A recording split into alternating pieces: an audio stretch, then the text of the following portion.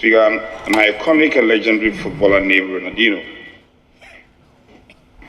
once broke words and said, "Footballers learn about life with the ball at their feet." This assertion is profound, especially in a dispensation and in a world where success is often chopped up by the head and not by the feet.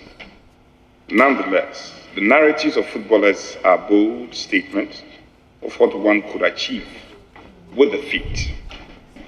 Speaker, footballers and the football fraternity have proven time and again what one could achieve with regard to projecting a country's image and placing the colors of culture on the map. In the history of our game in Ghana, many iconic players have graced our pitches with the tenacity and finesse of beautiful feet. Statistics in African and Ghanaian football are replete with legendary tales of such players, and one that has stood tall in the history of our game in the recent decade is none other than the legendary Asamoah Gyan. Speaker, it might be debatable who is considered the greatest of all time in the Ghanaian football, with the likes of Baba Yara, Abdul Razak, Abedi Pele, Tony Yeboah, and so forth. As such, we all may have our favorite on the pitch. Asamoah Gyan is undoubtedly one of the best in the past 2 decades, as far as the attacking department of male Ghanaian football team is concerned. Fortunately, there's an AstroTurf in Doma, there's an AstroTurf at Bianquanta, but we are hoping, it's a good suggestion, that we should build something in memory of a legend like Asamoah Gyan, who comes from Ruahafo. He has distinguished himself very well. He has paid his price. He has served this country in all capacities. Now he's a businessman, a musician, a multifaceted person. Looking at some of the achievements that Honorable Anodom nominated here, that he won the BBC Best African Player Award in 2010, first runner-up of AFCON. Mr. Speaker, he even appeared in the AFCON for Ghana for 7 times.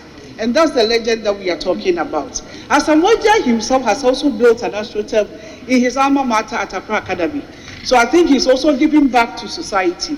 And if it's just good enough to honor and appreciate somebody whilst he's still alive, other than waiting for the person to pass on, then we organize some huge funerals on behalf of the so-called person who has passed on. So, Mr. Speaker, I think it's in the right direction to honor Asamoah Gyan as he's retiring from football.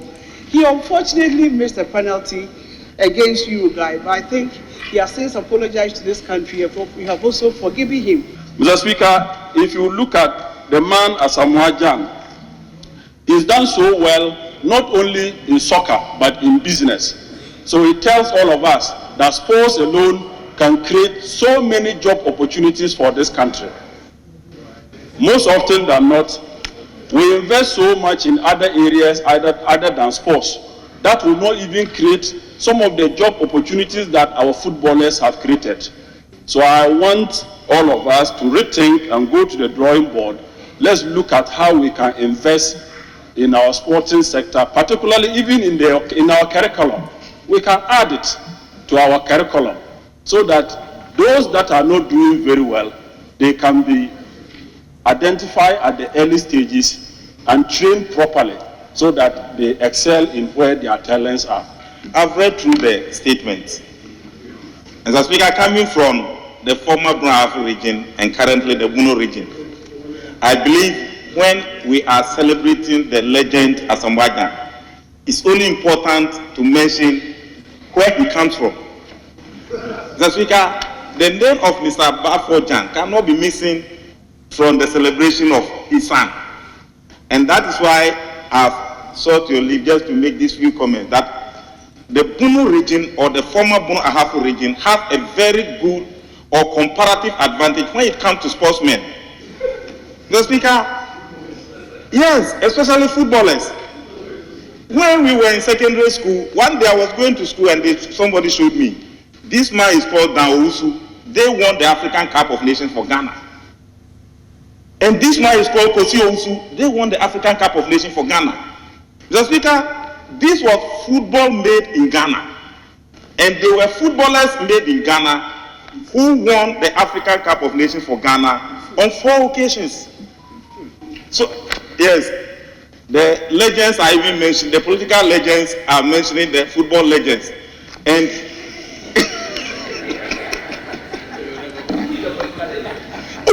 the veteran Honorable Alhaji Collins Lowdown has reminded me of Mfun. As for Mfun days, we were not even born. Mr. Speaker, I understand that, yes, Asamoah Gyan was born in Accra by Mr. Gyan from Wenchi in the Bono region. And currently, if you look at the Bono region, most of the premier teams that we have in the country are from the Bono and Hafu region or Bono region. Mention can be made of Brekun Arsenal, Adriana Star from Doma, Bechin LC, then Bofapa from Sunyane, a number of teams. Nsuatreman from Nsuatre. If you go to Bono, the talent is there. So if Ghana wants to win the African Cup for the 5th time, go to where you had the 4th time from. And the players are there. Asamoah Gyan also had a mentor in the person of the late Sly Tete. We need to emphasize that. Who formed Liberty Professionals, of which I was a director of Liberty Professionals, which groomed Asamoah Gyan to stardom. Asamoah Gyan served this country from the very basic of football structure, from the coach level to the national team. He was a motivational leader of the national team, whom in local parlance we say Jama.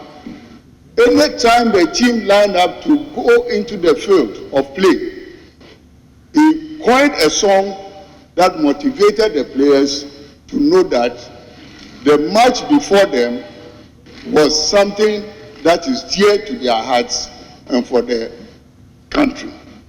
Asamoah Gyan was not only a football person. Asamoah Gyan ventured into professional boxing. He promoted a couple of professional boxing tournaments in the country, dubbed Baby Jet Boxing Promotions.